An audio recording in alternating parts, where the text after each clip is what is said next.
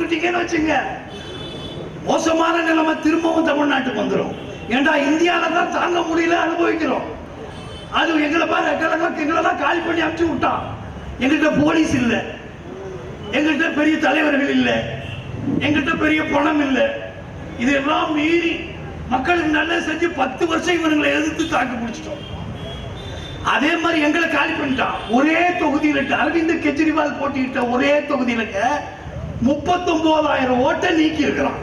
எப்படி அந்த ஆள் ஜெயிப்பாரு? ஒவ்வொரு தொகுதியில 3000 ஓட்டு டெக்னிக் மாத்திட்டான். முதல்ல ஓட்டிங் மிஷின்ல கை வச்சுக்கிட்டு இருந்தான். ஏன்னா எல்லாருமே தொடப்பத்துக்கு ஓட்டு போடுறான்னு சொல்லிவிட்டு அதுல கை வைக்காம மிஷினை விட்டு ஏரியாவில் உள்ள ஓட்டை நீக்க ஆரம்பிச்சுட்டான். இப்படி நீக்கிட்டாங்க மொத்தமாவே. நாங்க டெல்லியில தோக்கவே இல்லை. யாராவது நினைச்சுக்காதீங்க, டெல்லியில ஆம் ஆத்மியை தோக்கடிச்சுட்டாங்க. இதே மாதிரி இப்ப இங்க பிளான் பண்றான், லாபி பண்றான். நல்லா தெரிஞ்சுக்கங்க, பிஜேபி தமிழ்நாட்டில் லாபி பண்றான். என்ன லாபி தெரியுமா? அது எங்க அவங்களுக்கு செல்வாக்கு ஏதோ அதிமுக ஏற்கனவே கம்பெனி க்ளோஸ், அங்க ஒண்ணு இல்லடா. அங்க என்ன இருக்குது? இருந்தா ஏதாவது பேசியிருப்பார்ல இந்த அழப்படப்பாடு இல்ல. அவருக்கே தெரிஞ்சு போச்சு நம்ம டெபாசிட் உன் டெபாசிட் தான், உன் யோகிதை என்னன்னு ஈரோட்ல தெரிஞ்சு போச்சு. மக்கள் உனக்கு ஓட்டு போட தயாரா இல்லை. கேட்டா என்னன்னு, திமுக சரியில்லை. அது சரியா இருக்கிறது, முதல்ல நீ சரியா? எங்களுக்கு பெஸ்ட் வேணாம், பெஸ்ட் எங்களுக்கு பெட்டரே போதும். நீ ஃபர்ஸ்ட், நீ வானம், நீ தேவையே கிடையாது. தமிழ்நாட்டில் யாருக்கு, இந்தியாவில் யார் வக்ஃப் தீர்மானம் யார் போட்டா? எந்த மாநிலத்திலேயாவது போட்டானா? நம்ம யாரையும் கண்மூடித்தனமா எதுக்க வேணாம், கண்மூடித்தனமா ஆதரிக்கணும். உண்மைன்னு ஒண்ணு இருக்குல்ல, இல்லையா? தமிழ்நாடு சட்டசபையில தீர்மானம் போட்டாங்களா இல்லையா? எந்த மாநிலத்தில் போட்டாங்க? அதே மாதிரி கேட்கிறேன். போன போராட்டத்தை நான் தான் சொன்னேன், எம்எல்ஏ இருந்தேன். போன போராட்டத்தில் முத உதயநிதி ஸ்டாலின் தான் சைதாப்பேட்டையில சிஏஏ போராட்டத்துக்கு எதிராக போராட்டம் நடத்தினவரே உதயநிதி ஸ்டாலின் தான் சொல்லுங்க. சில விஷயங்கள் நல்லதை நம்ம எடுத்துக்கணும். எங்கேயும் எல்லாம் நல்லது இருக்கும். ஒரு பாதுகாப்பான சூழ்நிலை நமக்கு அவசியம் வேணும். இல்லைன்னா பாருங்க, இவன் கையில தான் எல்லாம் வச்சிருக்கிறான், மீடியா வச்சிருக்கிறான், எல்லா சகலத்தையும் வச்சிருக்கிறான். திருச்சி பக்கத்துல திருச்சேரன்னு ஒரு ஊர், திருச்சி பக்கத்துல. அங்க என்னன்னு கேட்டா, அந்த ஊர்ல வக்ஃப் நிலம் கொஞ்சம் தான் இருக்கு, கொஞ்சம் தான் இருக்கு. ஒரு சர்வே நம்பர் 2-3 சர்வே நம்பர் தான் வரும். அந்த இடத்துல என்ன பண்றான், நல்லா கவனிங்க, வக்ஃப் பலம் எங்க இப்பதான் எல்லா சந்து பூத்தெல்லாம் ஆர்எஸ்எஸ் காரனை உள்ள விட்டு வச்சிருக்கிறான். அந்த ரெஜிஸ்டர் ஆபீஸ் அந்த டிஜிட்டல் இதுல மாத்திரம் இன்க்ளூட் பண்றான்ல சர்வே எல்லாம். அந்த இடத்துல எவனையும் ஆர்எஸ்எஸ் காரனை உள்ள விட்டு அவன் என்ன பண்ணிட்டான் தெரியுமா? அங்க இருக்கிற மொத்த சொத்து இருக்குல்ல எல்லாத்துமே வக்ஃப் பேர்ல இருக்குன்னு மாத்தி விட்டான். வக்ஃப் பேர்ல இருக்குன்னு மாத்தி விட்டான். மாத்தி விட்டுட்டு அந்த இடத்துக்காரங்க ஒரு இடத்தை விற்கணும்னு போறான். இல்லைங்க, இது வக்ஃப் பேர்ல இருக்கு. போய் வக்ஃப்ல போய் வக்ஃப் போர்டுல போய் ஒரு என்ஓசி வாங்கிட்டு வாங்க அப்படின்னு அனுப்புறோம். இது அடுத்த நிமிஷங்க எவ்வளவு நேரத்தில் இது வெளியில வரும்? இப்படி தவறு நடந்த விஷயம் எவ்வளவு நேரத்தில் இங்க வெளியே வரும்? 2 மணி நேரத்தில் காஷ்மீர் முதல் கன்னியாகுமரியில் இருக்கிற அத்தனை மீடியாக்களிலும் திருச்சிங்கிற ஊரையே சொத்துக்களை வக்ஃப் போர்டு ஏமாற்றி பறித்துக் கொண்டது, எடுத்துக்கொண்டது. அப்புறம் வக்ஃப் போர்டு போய் பார்க்கிறான். வக்ஃப் போர்டு சொல்றான், இது எங்களதே இல்லையே, எங்களுக்கு ஒரு சர்வே நம்பர் தானே. ஆக இதை போல ஒரு மோசமான சூழ்நிலை இருக்கு. அவர்கள் நல்ல திட்டம் போடுவான். பிஜேபி காரன் ஆர்எஸ்எஸ் காரன்லாம் நல்லா ஹோம்ஒர்க் பண்ணிட்டு தான் எல்லாம் பண்ணுவான். அதனால எல்லாரும் கொஞ்சம் சுதாரிப்பா இருக்கணும். இன்னைக்கு இப்ப வர்றாங்க போறாங்க, இந்த கூட்டணியை பார்த்துட்டு பிஜேபிக்கு எவனாவது ஓட்டு போடுவாங்க, அந்த கட்சி கூட்டணிக்கு யாராவது ஓட்டு போடுவாங்க, போடட்டும் வருத்தம். ஆனாலும் இன்னைக்கு ஜெயக்குமாருடைய நிலைமை என்னன்னு பாருங்க. நான் ஆர்கே நகரில் தோற்றுவிட்டேன், என்னுடைய மான மரியாதை எல்லாம் போயிடுச்சு, முஸ்லீம்கள் தான் அவர்கள் தான் எனக்கு ஓட்டு போட்டுக்கிட்டு இருந்தாங்க, நான் ராஜா மாதிரி இருந்தேன், சட்டமன்றத்துக்கு போயிருப்பேன். இதுபோல் எல்லாரும் ஒற்றுமையா இருங்க. சும்மா ஒற்றுமை என்னும் கயிறை பத்தி பிடிச்சிங்கன்னு சொல்லிட்டு இருக்க கூடாது. பிடிச்சுக்கணும், ஸ்ட்ராங்கா பிடிக்கணும். இந்த தேர்தல்ல பிடிச்சீங்கன்னா நமக்கு ஓரளவு எல்லாம் பார்த்துக்குவோம். அதோட சந்தேகம் இல்லை. நீங்களும் பார்த்துங்க. பார்த்துட்டு இந்த தேர்தல் நான் யாருக்காகவும் கேன்வாஸ் பண்றதுக்கு வரல. அந்த இந்தியா கூட்டணியில் இருக்கிறார், அது கிடையாது. இது ஒரு பாதுகாப்பு. இந்தியா, நீங்கள் இந்த மாதிரி தொடர்ந்து போராட்டம் பண்ணிக்கிட்டு இருக்க முடியுமா? தொடர்ந்து இவங்களை திட்டிக்கிட்டே இருக்க முடியுமா? கத்திக்கிட்டே இருக்க முடியுமா? கண்டனம் பண்ணிக்கிட்டே இருக்கும். இதான் நமக்கு வேலை. கொண்டாடி இல்லை, பிள்ளை இல்லை, மற்ற வேலை வெட்டினா இல்லையா? இதெல்லாம் இருக்கணும்னு சொன்னா முதலில் நாம் மிகவும் கவனமாக இருக்க வேண்டும் என்று வேண்டுகோளை வைக்கிறேன்.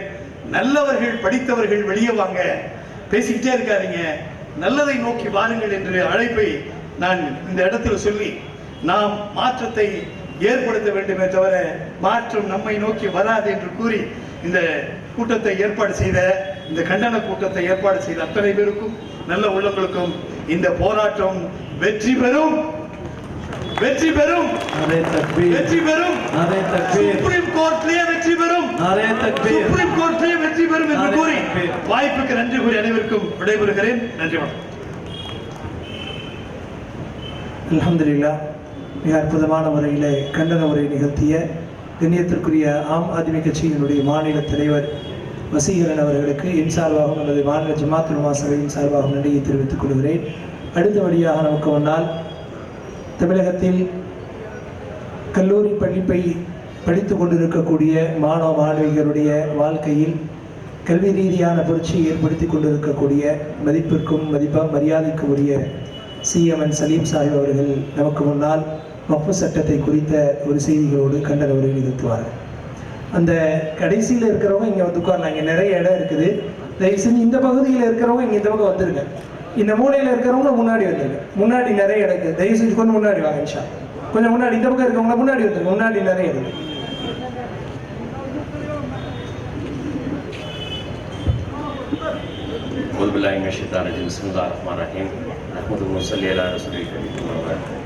அளவற்ற அருளாளனும் நிகரற்ற அன்புடையவனுமாகிய எல்லாம் வல்ல அல்லாஹ் ரப்புல் ஆலமீனை போற்றி புகழ்ந்தவனாக தமிழ்நாடு ஜமாத் உலமா சபையின் சார்பில்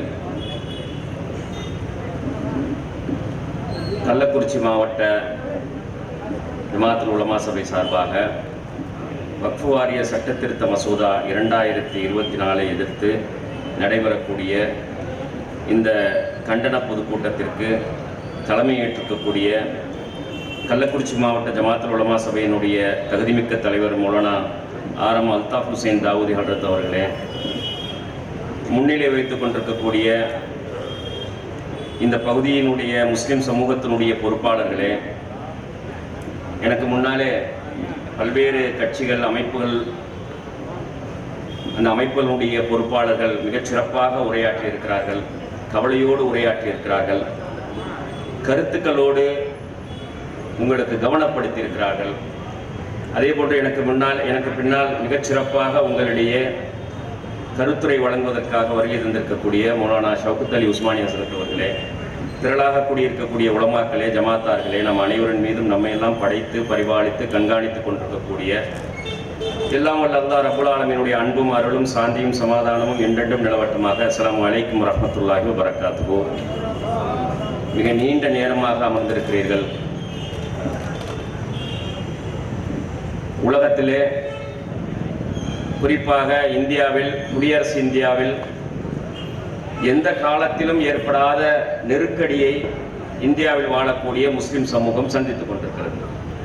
அதே போன்று உலக அளவிலும் சரி, முஸ்லிம்களுக்கு மிகப்பெரிய நெருக்கடி நிலை. எங்கு திரும்பினாலும் சிக்கல் என்ற செய்தியைத்தான் நாம் பார்த்து கொண்டிருக்கிறோம். அந்த நெருக்கடிகளுக்கெல்லாம் என்ன காரணம் என்பதை அருள் கூர்ந்து அல்லாஹ் வழிகாட்டியதன் அடிப்படையில், பெருமானார் ரசூலுல்லாஹி ஸல்லல்லாஹு அலைஹி வஸல்லம் சொல்லி காட்டியதன் அடிப்படையிலே ஆய்வு செய்வதற்கு கடமைப்பட்டிருக்கிறோம்.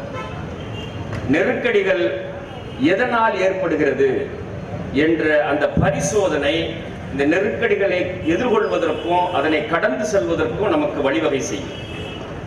அந்த பரிசோதனை இல்லாமல் ஏன் இது போன்று ஏற்படுகிறது, உலகம் முழுவதும் ஏன் ஏற்படுகிறது என்ற அந்த பரிசோதனை இல்லாமல் எந்த ஒரு நெருக்கடிக்கும் நம்மால் தீர்வு கண்டுவிட முடியாது. அதனால முதலாவதாக செய்ய வேண்டியது, இப்போ ஒரு தொழில் செய்யறோம், அந்த தொழில் கொஞ்சம் தொய்வடைஞ்சிருச்சு, கடை வச்சிருக்கிறோம், வியாபாரம் கொஞ்சம் தொய்வடைஞ்சிருச்சு அப்படின்னா எந்த இடத்துல சிக்கல் ஏற்பட்டுச்சு, ஏன் வியாபாரம் தொய்வடைஞ்சிச்சு அப்படிங்கிறத பத்தி சிந்திப்போம். அது சிந்திக்காம யாரும் இருக்க மாட்டோம். குடும்பத்துல ஒரு சிக்கல் வந்துருச்சுன்னா ஏன் ஏற்பட்டுச்சு, இதனால் என்ன காரணம் அப்படிங்கிறத சிந்திப்போம். எதுக்கு சிந்திக்கிறதுக்கான அந்த தகுதியை நமக்கு அல்லாஹ் தந்திருக்கிறான் அப்படின்னா அது போன்றது அடுத்து ஏற்படாமல் இருக்கணும் என்பதற்கான தயாரிப்புகள், நம்மை நாமே சரி செய்து கொள்வதற்கான முயற்சிகள், அதுக்காகத்தான் நம்ம பண்றோம். அதனால சமூக அளவிலும் சோசியல் சிக்கல் வரும்போதும் ஏன் ஏற்படுது, ஒரு குடும்பத்துல சண்டை வந்துச்சு அப்படின்னா யாருடைய குற்றம், எதனால் இது ஏற்படுது என்பது குறித்து சிந்திப்பது நம்முடைய பிரச்சனைகளில் இருந்து வெகு விரைவாக மீண்டெழுவதற்கு ஒரு வாய்ப்பாக இருக்கும். இன்றைக்கு இந்த வக்ஃப் சொத்துக்களுக்கு ஏற்பட்டிருக்கக்கூடிய நெருக்கடி என்பது இது உலக அளவிலே ஏற்பட்டிருக்கக்கூடிய நெருக்கடியினுடைய ஒரு தொடர்ச்சி. இங்கே மாற்றம் ஏற்படுவதல்ல, உலகம் முழுவதும் ஏற்பட்டுக் கொண்டிருக்கிறது. உலகம் முழுவதும் வாழக்கூடிய முஸ்லிம் உம்மத்துக்கு தொடர்ச்சியாக 1400 ஆண்டுகளாக யாரெல்லாம் வக்ஃப் செய்திருக்கிறார்களோ, எதெல்லாம் முக்கியமான வக்ஃபுகள் என்று அடையாளப்படுத்தப்பட்டிருக்கிறதோ எல்லாத்துக்கும் மிக அடிப்படையான காரணம் இந்த நிலத்தினுடைய விலை கூடியது மிக முக்கியமான காரணம். அளவுக்கு அதிகமாக, அதாவது கற்பனைக்கு எட்டாத வகையிலே நிலத்தினுடைய விலை கூடியதுதான் பணக்காரர், செல்வந்தர்கள், அபகரிக்கக்கூடியவர்கள், அரசு பொறுப்பில் இருக்கக்கூடியவர்கள், அதிகார வர்க்கத்தில் இருக்கக்கூடியவர்களுக்கு எல்லா நிலத்தின் மீதும் அக்கறை வந்துருச்சு, ஆசை வந்துருச்சு. அந்த ஆராய்ச்சியின் அடிப்படையில் இவ்வளவு பெரிய சொத்துக்களுக்கு சொந்தமான ஒரு சமூகம் இருக்கிறது. 1990 குவைத்தில் வந்துட்டு ஒரு மாநாடு நடந்துச்சு, சர்வதேச அவுகாஃப் மாநாடு நடந்துச்சு. அந்த மாநாட்டினுடைய இறுதியான தீர்மானம் என்ன அப்படின்னா, இந்தியா உலகத்திலேயே அதிகமான சொத்துக்கள் உடையவர்கள் முஸ்லிம் சமூகம், இந்தியாவில் வாழக்கூடிய முஸ்லிம் சமூகம் என்று அந்த அவுகாஃப் மாநாடு வலியுறுத்தியது.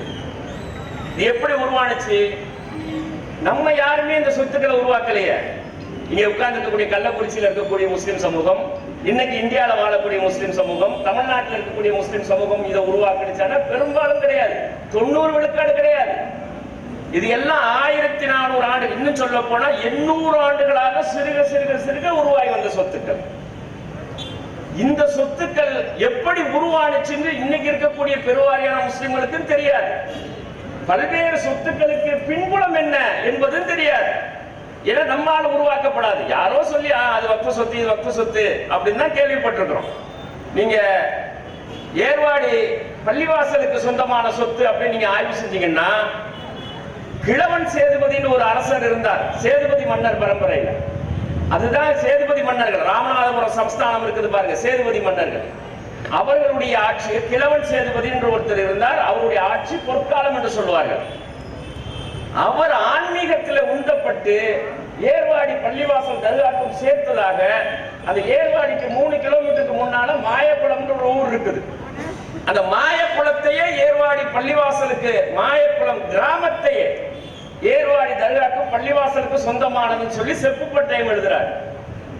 3 கிலோமீட்டருக்கு முன்னாலதான் இருக்குது.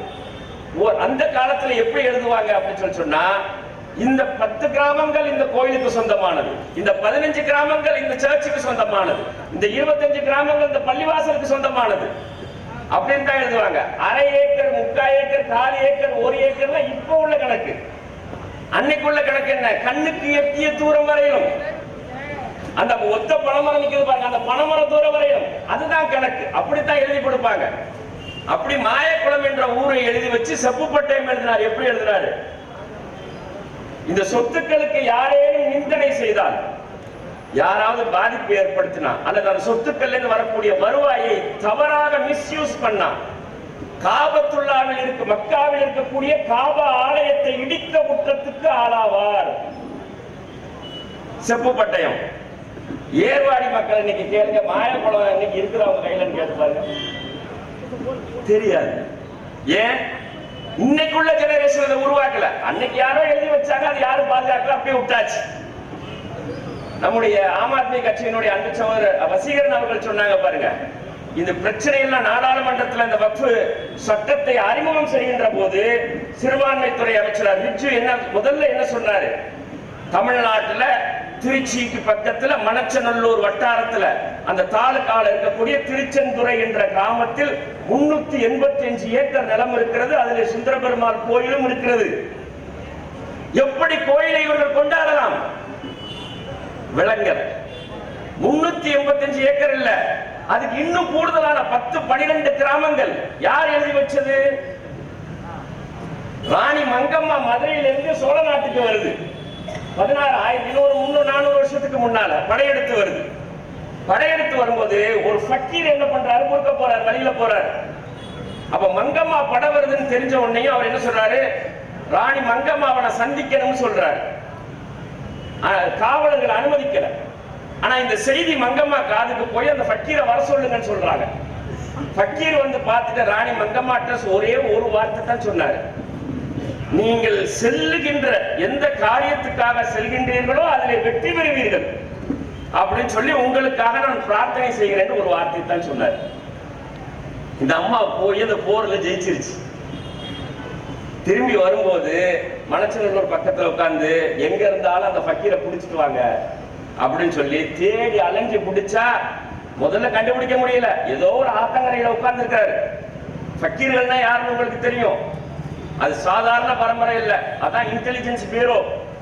முஸ்லிம் சமூகம் ஆட்சியில் இருக்கின்ற போது, முஸ்லிம்களுடைய ஆட்சியில் இன்னைக்கு ரா இருக்குது பாருங்க, research and analysis wing, IP இருக்குது பாருங்க, சிபிஐ இருக்குது பாருங்க. அந்த மாதிரி உளவுத்துறை அதிகாரிகள் யார் அப்படின்னு சொன்னா அவர்கள் தான். உளவு சொல்வது, உளவு சேகரிப்பது, இது இரண்டையும் செய்யக்கூடியவர்கள். அப்படிப்பட்ட அந்த ஃபக்கீரை எங்க இருந்தாலும் பிடிச்சு கொண்டுட்டு வாங்கன்னு சொல்லி அந்த அம்மா கொடுத்தது. இந்த பகுதியில் இருக்கக்கூடிய நிலமெல்லாம் உங்களுக்கு சொந்தம். அதுதான் திருச்செந்துறை. கிராமங்களே சொந்தம் அப்படின்னு எழுதி கொடுத்துட்டான். அதுக்கு ஏதாவது பட்டா இருக்குதா? இன்னைக்கு செப்பு பட்டயத்தை நம்ம பாதுகாத்து இருக்கிறோமா? நான் ஆரம்பத்திலே சொன்ன மாதிரி சிக்கலுக்கு என்ன காரணம்னு முதல்ல தெரிஞ்சுக்கிறது. அந்த காரணத்தை தெரியும். நோய் ஒரு டாக்டர் நம்ம போனோம் அப்படின்னு சொன்னா எங்க நோயினுடைய பிறப்பிடம் எது அப்படிங்கறத ஐடென்டிஃபை பண்ணுவார், டயக்னோஸ் பண்ணுவார். அந்த நோயினுடைய உருவாக்க பிறப்பிடம் தெரியலன்னா அவர் என்ன மருந்து கொடுத்தாலும் செல்லுபடியாகாது. கேன்சருக்கு பிளாஸ்டரி போடுற மாதிரி ஆயிடும். உள்ளுக்கு கேன்சர் புற்றுநோய் வளர்ந்துகிட்டு இருக்கும். அதனுடைய புண்ணுக்கு போய் பிளாஸ்டரியை போடுவார். நோயினுடைய பிறப்பிடம் என்னன்னு தெரியல. பட்டயங்களை பாதுகாத்தமா, ஓலைச்சுவடிகளை பாதுகாத்தமா, மூலப்பத்திரங்களை பாதுகாத்தமா, ஈத்கா மைதானங்களை பாதுகாத்தமா? பாதுகாக்கல. அரசு இருந்துச்சு 1857 வரைக்கும், 1857 வரைக்கும் முஸ்லிம்களுடைய ஆட்சி இருந்துச்சு.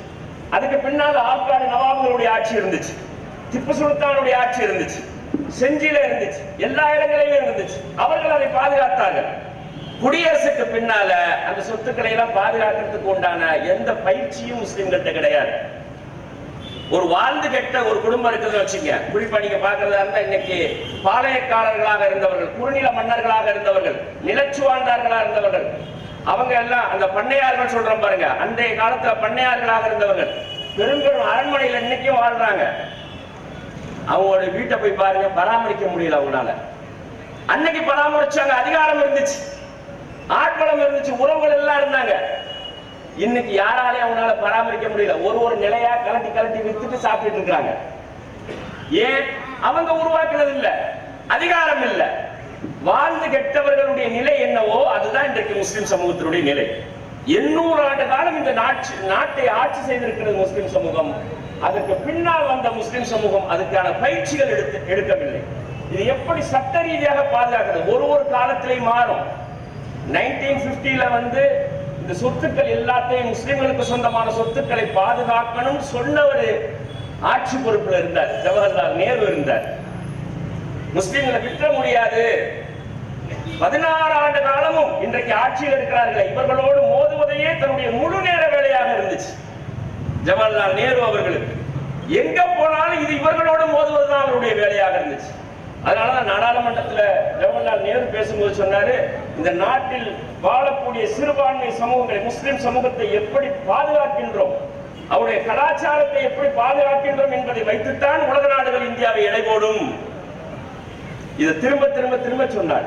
அதனாலதான் 1950களில் 54ல இந்த சொத்துக்கள் எல்லாத்தையும் பராமரிப்பதற்காக வக்ஃப் வாரியம், வக்ஃப் போர்டு உருவாக்கப்பட்டுச்சு. ஃபர்ஸ்ட் அதன் பிறகு ஒரு ஸ்டேட்லையும் வக்ஃப் போர்டு உருவாக்கப்பட்டு வக்ஃப் போர்டுனாலேயாவது எவ்வளவு சொத்துக்கள் இருக்குங்கிறத ஐடென்டிஃபை பண்ண முடிஞ்சுச்சா? 2006 நீதியரசர் ராஜேந்திர சச்சார் லெட்டர் எழுதுறாரு 29 மாநிலங்களுக்கு, உங்க மாநிலத்தில் இருக்கக்கூடிய வக்ஃப் போர்டுகளுக்கு எழுதுறாரு, வக்ஃப் வாரியத்துக்கு சொத்துக்களுடைய பட்டியலை கொடுங்கன்னு சொல்லி. 8 அல்லது 9 மாநிலங்கள் மட்டும்தான் தகவலை தந்துச்சு. அதுவும் 50 விழுக்காடு தகவல்கள் எங்கள்கிட்ட இல்லைன்றுச்சு. இப்ப தமிழ்நாடு வக்ஃப் போர்டு நீங்க போய் கேளுங்க, தமிழ்நாட்டில் இருக்கக்கூடிய வக்ஃப் சொத்துக்கள் பற்றிய பட்டியல் இருக்குதா நீங்க கேளுங்க, தகவல் இருக்குதான்னு கேளுங்க. கள்ளக்குறிச்சி மாவட்டத்தில் எவ்வளவு வக்ஃப் சொத்துக்கள் இருக்குன்னு சொல்லி கேளுங்க, தெரியாது. இது யாருடைய குற்றம்? வீடு திறந்து கிடந்துச்சு அப்படின்னு சொன்னா கண்டவனும் உள்ள போகத்தானே செய்வான். சிக்கல் ஃபர்ஸ்ட் எங்க இருக்குது அப்படிங்கறத பாத்துக்கங்க. சிக்கல் முஸ்லிம் சமூகத்திடம் விழிப்புணர்வு இல்லாதது. பொது சொத்துக்களை சட்ட ரீதியாக டாக்குமெண்ட் பண்ணணும், ஆவணப்படுத்தணும் என்ற சிந்தனை. கல்வெட்டை படிக்க தெரியாது, செப்பு பட்டயத்தை படிக்க தெரியாது. ஏன் அது படிக்கிற ஆட்களை உருவாக்கல. ஓலைச்சுவடிகளை படிக்க தெரியாது, என்ன எழுதிருக்குன்னே தெரியாது. சிக்கல். இதனாலதான் இன்றைக்கு இவ்வளவு பெரிய இஷ்யூ ஆயிருக்கு. சரி, என்ன செய்யறது? எல்லாத்தையும் தெரிஞ்சிருச்சு. இவங்க எதுக்குமே அஞ்ச மாட்டாங்க. நீங்க எவ்வளவு போராட்டம் பண்ணாலும் சரி, எவ்வளவு கூக்குரல் எழுப்பினாலும் சரி, சிஏஏக்கு நம்ம செய்யாத போராட்டமா? பொது சிவில் சட்டம் பற்றி பேசுகின்ற போது அதுக்கு செய்யாத போராட்டமா? இந்தியா முழுவதும் கொதித்தெழுந்து போராட்டங்கள் நடைபெற்றுச்சு. கேரே பண்ண மாட்டான்.